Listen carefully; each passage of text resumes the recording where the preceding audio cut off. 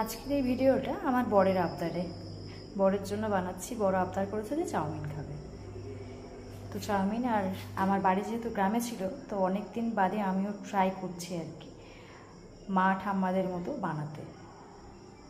তো তার জন্য নিয়ে নিয়েছি আমি আলু কুচি কুচি করে নিয়েছি, পেঁয়াজ নিয়েছি, লঙ্কা নিয়েছি, আর একটু আদা নিয়েছি, সাথে আছে দুটো ডিম। তারপর আলু পেঁয়াজ আর লঙ্কাগুলোকে একসাথে ভেজে নেবো এভাবে, অল্প আছে।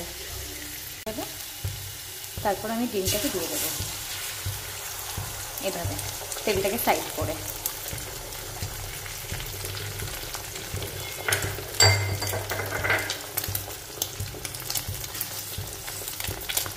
আমি ডিমটার মধ্যে আগে থেকে অল্প একটু নুন দিয়ে মিশিয়ে রেখেছিলাম, এভাবে নাড়িয়ে দেবো।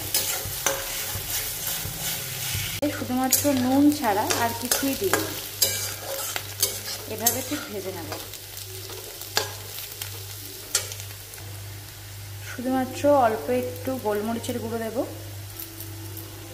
আর আমি যেহেতু ইপি খাই, আমি ম্যাগি মশলাটা দিই, তো আমি যেহেতু ইপি খাই, তো ইপির মশলাটা ছিল, তো আমি সেটাই দিয়ে দেবো। ব্যাস, মশলা বলতে শুধু এইটুকুই।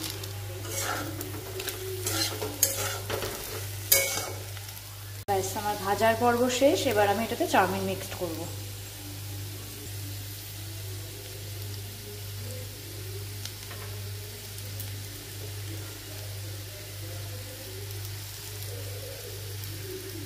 ব্যাস, এভাবে মিক্সড করে নেব, দিয়ে লো ফ্লেমে 1-2 মিনিট এরকমভাবে নাড়াচাড়া করতে থাকবো, যাতে ভালো করে ভাজা হয়ে যায়। মোটামুটি কমপ্লিট হয়ে গেছে। লাস্টে আমি একটু সয়া সস অ্যাড করব।